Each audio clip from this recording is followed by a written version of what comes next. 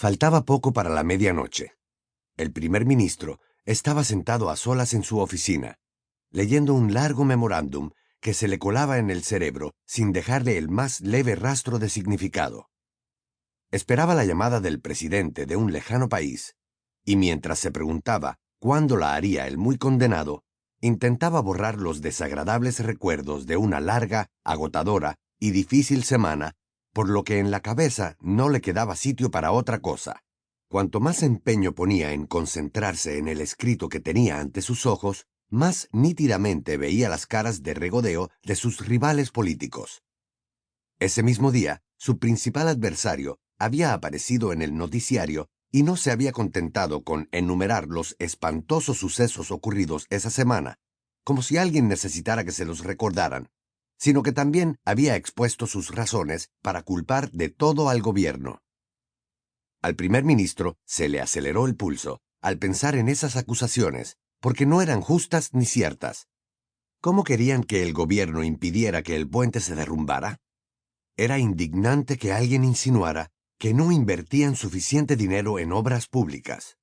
El puente en cuestión tenía menos de 10 años, y ni los mejores expertos podían explicar por qué se había partido por la mitad, provocando que docenas de autos se despeñaran a las profundidades del río. ¿Y cómo se atrevían a insinuar que la escasa vigilancia policíaca había facilitado los 2 horribles asesinatos ventilados por los medios de comunicación? ¿O que el gobierno debería haber previsto de alguna manera el inusitado huracán del West Country con su larga lista de víctimas y daños materiales? También era por su culpa que uno de sus subsecretarios, Herbert Shortley, hubiera acabado de patitas en la calle por haber escogido esa semana para comportarse de un modo tan extraño. En el país se respira un ambiente de desastre, había concluido el adversario sin disimular una ancha sonrisa. Por desgracia, esa afirmación era cierta. El primer ministro también lo notaba. La gente parecía más triste de lo habitual, y el clima era malísimo. Aquella fría neblina en pleno julio no encajaba, no era normal. Pasó a la segunda hoja del memorándum. Vio que todavía le quedaba mucho por leer, y lo dejó por imposible. Estiró los brazos para desperezarse mientras contemplaba su oficina con tristeza. Era una habitación elegante, con una magnífica chimenea de mármol enfrente de las altas ventanas de guillotina, bien cerradas, para que no entrara aquel frío impropio de la estación. Al notar un ligero temblor, se levantó y se acercó a las ventanas para observar la tenue neblina que se pegaba a los cristales.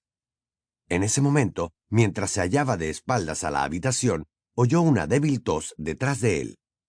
Se quedó paralizado, con la nariz pegada a su asustado reflejo en el oscuro cristal. Conocía esa tos. No era la primera vez que la oía. Se dio la vuelta poco a poco hacia la oficina vacía. «¿Hola?», dijo, intentando mostrarse más valiente de lo que en realidad se sentía. Por un instante, concibió la imposible esperanza de que nadie le contestara. Sin embargo, una voz respondió de inmediato. Una voz clara y resuelta, propia de alguien que lee una declaración redactada de antemano. Tal como sospechaba al oír la tos, procedía del pequeño y desvaído retrato al óleo de aquel hombrecillo con aspecto de rana y larga peluca plateada, colgado en un rincón de la habitación.